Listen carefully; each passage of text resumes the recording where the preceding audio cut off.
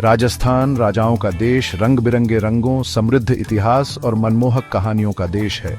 विशाल थार रेगिस्तान की पृष्ठभूमि में इसके राजसी किले और महल वीरता, प्रेम और बलिदान की कहानियां फुसफुसाते हुए खड़े हैं।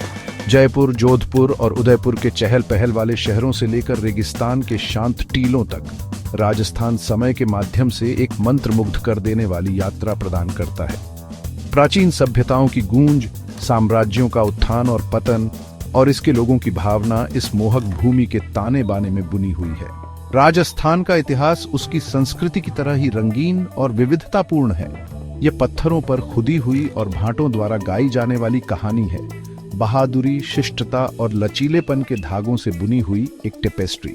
सिंधु घाटी सभ्यता के प्राचीन शहरों से लेकर राजपूत राज्यों के उदय तक, मुगल विजय से लेकर रियासतों के युग तक, राजस्थान का अतीत मानव भावना की स्थायिता का प्रमाण है। राजाओं और रानियों, योद्धाओं और कवियों की यह भूमि हमें इसके आकर्षक इतिहास का पता लगाने और इसके गौरवशाली अतीत के रहस्यों को उजागर करने के लिए आमंत्रित करती है।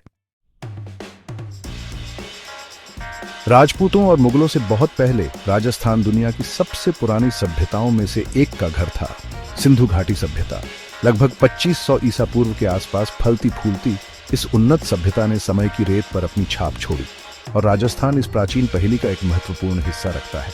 हनुमानगढ़ जिले में स्थित कालीबंगा का पुरातात्विक स्थल इस गौरवशाली अतीत का प्रमाण है। कालीबंगा, जिसका स्थानीय भाषा में अर्थ है काली चूड़ियां, ग्रिड जैसी सड़कों, परिष्कृत जल निकासी व्यवस्था वाले एक सुनियोजित शहर का खुलासा करता है और एक संपन्न कृषि समाज के प्रमाण। जुताई वाले खेतों, अग्निवेदियों और टेराकोटा की मूर्तियों की खोज इस प्राचीन शहर में रहने वाले लोगों के जीवन और विश्वासों के बारे में बहुमूल्य जानकारी प्रदान करती है। सिंधु घाटी सभ्यता से कालीबंगा का संबंध राजस्थान की प्राचीन जड़ों और मानव इतिहास की व्यापक कथा में इसके महत्व पर प्रकाश डालता है।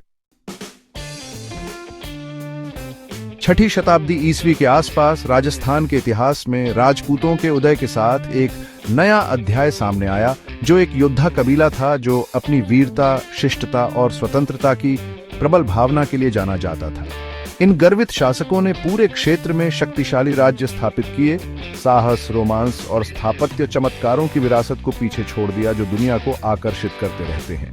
राजपूत एक समरूप समूह नहीं थे, बल्कि कुलों और वंशों का एक संग्रह थे, जिनमें से प्रत्येक का अपना इतिहास और परंपराएं थीं। सबसे प्रमुख राजपूत शासकों में अजमेर और दिल्ली के राजा पृथ्वीराज चौहान थे। अपनी बहादुरी और सैन्य कौशल के लिए जाने जाने वाले पृथ्वीराज चौहान के शासनकाल ने राजपूतों के एकीकरण और बाहरी ताकतों के खिलाफ प्रतिरोध के दौर को चिह्नित किया। तराइन के पहले युद्ध में घुरिद शासक गौर के मोहम्मद पर उनकी शानदार जीत का जश्न गाथा गीत और लोक कथाओं में मनाया जाता है। अन्य उल्लेखनीय राजपूत शासकों में मेवाड़ के राणा कुंभा, जो अपनी स्थापत्य उपलब्धियों के लिए जाने जाते हैं, और राणा सांगा शामिल हैं, जिन्होंने मुगल आक्रमण के खिलाफ राजपूत कुलों को एकजुट किया। 16वीं शताब्दी में मुगलों का आगमन हुआ, एक शक्तिशाली राजवंश जिसने पूरे भारतीय उपमहाद्वीप में अपने साम्राज्य का विस्तार करने की मांग की। विजय की अपनी महत्वाकांक्षाओं के साथ मुगल सम्राटों ने राजस्थान पर अपनी नजरें जमाईं, जिससे संस्कृतियों और साम्राज्यों का टकराव हुआ। अपनी मातृभूमि के प्रति उग्र रूप से स्वतंत्र और रक्षक राजपूतों ने मुगल प्रगति के लिए कड़ा प्रतिरोध किया। 1576 ईस्वी में मुगल सम्राट अकबर और मेवाड़ के राजपूत शासक महाराणा प्रताप के बीच लड़ा गया हल्दी घाटी का युद्ध राजपूतों की प्रतिरोध की भावना का प्रमाण है। हालांकि महाराणा प्रताप को बहुत बड़ी मुगल सेना के खिलाफ हार का सामना करना पड़ा, लेकिन उनका साहस और दृढ़ संकल्प पौराणिक बन गया। मुगल साम्राज्य के लगातार दबाव के बावजूद राजपूतों ने वास्तव में कभी भी समर्पण नहीं किया। कई राजपूत शासकों ने विवाह और कूटनीति के माध्यम से मुगलों के साथ गठबंधन किया, मुगल आधिपत्य को स्वीकार करते हुए स्वायत्तता की एक डिग्री बनाए रखी।